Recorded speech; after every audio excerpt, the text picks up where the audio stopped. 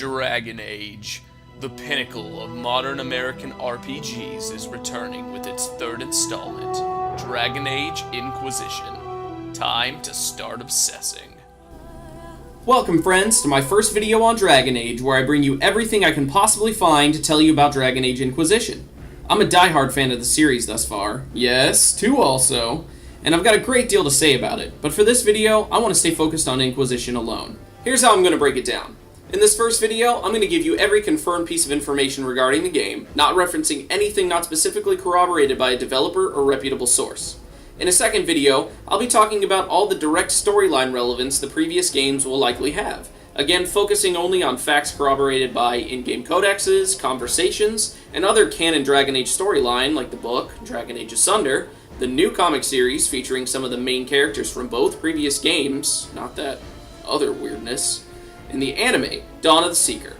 Lastly, in a third video, I'll spend just a bit of time indulging some particularly juicy rumors and or speculation of my own. I'm doing this not only because I'm obsessed with Dragon Age, but because I found good information certainly not impossible, but frustrating to come by, and I wanted to organize it all in an easy-to-access format. You're welcome! For the newcomers to the Dragon Age series, this entire first part will only be information regarding cold hard facts about the release of Inquisition, and I promise will be spoiler-free. I hate spoilers, and I'm not going to be the one responsible for ruining a great game experience. As for the 2 videos to follow, I'll warn you now they'll be full of spoilers. So, if you haven't played the other games, for the love of Pete, go play them, then come back and watch. I'll wait. A third installment of the Dragon Age series has been implied since the open-ended nature of the ending of 2, was highly speculated about and halfway leaked several times over, but was officially announced on September 17, 2012 by Dragon Age executive producer Mark Darrah. In that initial announcement, he gave very little solid information, and that has remained the trend from BioWare on the subject since. However, what he did confirm was the title, Inquisition, developers that have been on the team since Origins are involved, as well as some newcomers, and then the biggest and juiciest announcement still to date, that the customization will be ramped up through the roof, and that the game would be developed on the Frostbite 2 engine. What? For those of you who don't know, the Frostbite engine is developed by DICE, and is the engine that was used to create Battlefield 3. Yeah, that's right. First-person shooters may be in as much conflict with RPGs as the Chantry and Mages sometimes, but the sexiness of FPS graphics and the smooth, fluid motion can't be denied. Both preceding Dragon Age games were created on BioWare's own Eclipse engine, which BioWare art and animation director Neil Thompson stated at the 2012 Bradford Animation Festival was starting to creak a bit for their purposes by Dragon Age 2. Hearing Inquisition would be on the Frostbite 2 engine was cool enough, but in a tweet from a dev they revealed they were actually moving forward with the Frostbite 3 engine. Wow! The first game to be released on Frostbite 3 will be Battlefield 4, slated for a release date sometime this fall.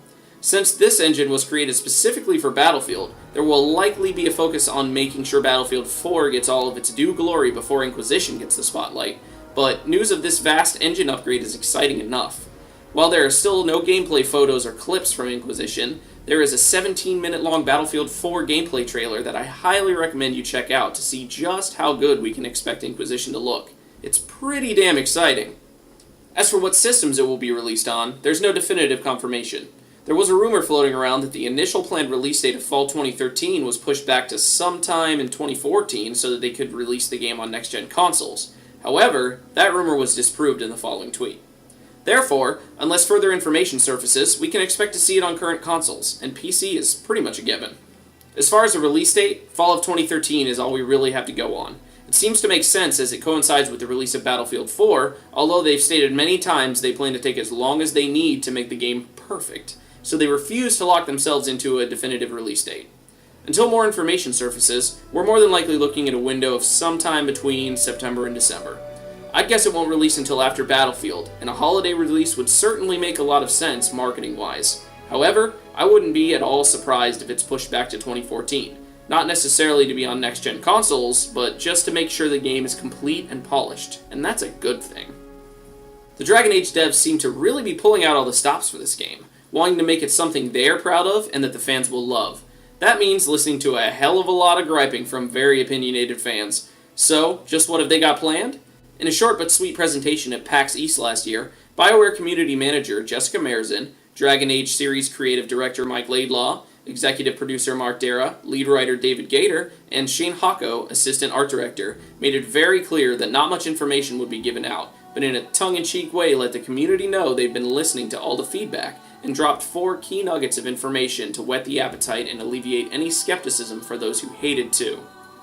First, they promised to stop reusing levels, one of the main criticisms of the second installment. It's safe to say that with the thorough tongue-lashing they got from fans, coupled with the power of the new engine, they will be putting a lot of focus on making sure that levels are beautiful and dynamic. Next, they promised to bring back gear for companions, rather than sticking to the static gear upgrade system of 2, and revealed that armor customization would also be a new addition. In the video, they show how they plan to allow gear to show up on companions, but how its design will be custom-tailored to the companion it's equipped to, allowing greater customization without losing the signature look of each character. It was pretty impressive. One of the most ambitious promises they made is that player decisions will make more of an impact on the world and story.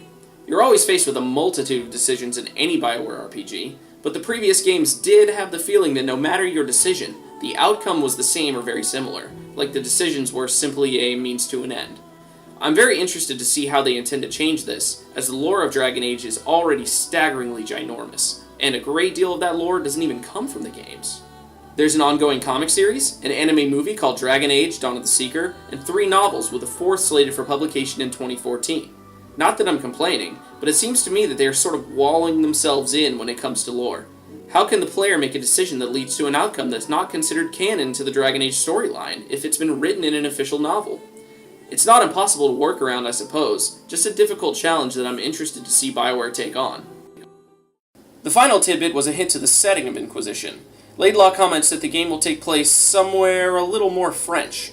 For those of you who have played the games, that should ring a bell with Dragon Age's own version of France Orlais, which, without giving any spoilers, would needless to say be a very interesting setting.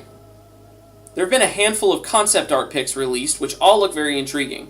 They were very well chosen, each showing off the style the art team is heading and hinting toward possible game settings and scenarios. The 2 that stood out the most to me are first this one that features some sort of scout looking across a desert at some sort of caravan in the distance. This seems very different stylistically from any other human tribes, if you will, not resembling the Orlesians or Fereldans in any sense, so it hints toward a new type of people we may be encountering. Maybe it's even a stylistic re-representation of the Chastened peoples. Who knows? Second, this castle. There has been a lot of buzz around this in particular, as in a tweet from game developer Cameron Lee to Mike Laidlaw, he said, "Haha, Mike, here's a castle, and you may or may not take control of it." Intriguing, to say the least. While concept art is all well and good, screenshots are what we're really looking forward to, right? Well, unfortunately, there's only one screen available. It's a low-quality snap of a slide presented at that Bradford Animation Festival I mentioned earlier that a fan managed to get.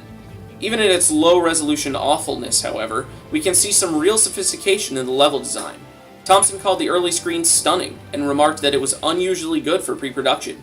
He praised the Frostbite engine's power, and even said it made his job easier. I don't know about you, but I'm excited. Other confirmed bits of information are that there will be character backgrounds, just like in Origins, and that your actions and choices from the previous games will be included somehow, probably similarly to the Origins save file porting for 2. Human will again be the only playable race. However, it remains to be seen if the main character will be given as much of a solid predefined identity as Hawk, or if it will be a more open-ended character like the Warden.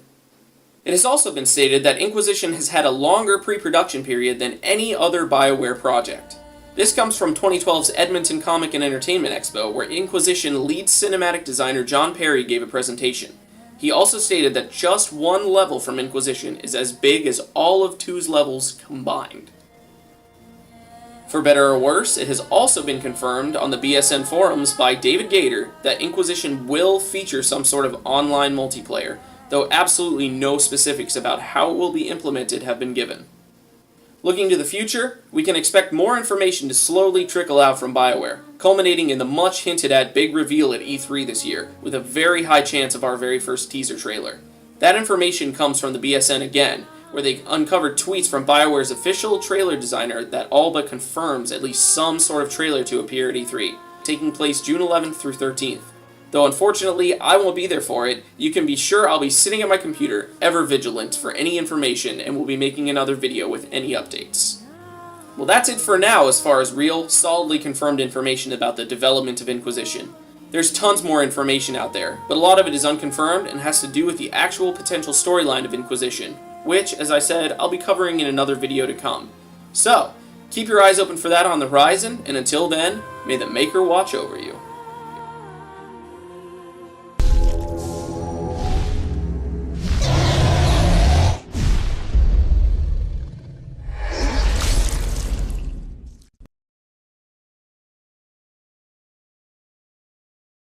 So, keep your eyes open for that on the horizon, and until then, may the Maker be with you.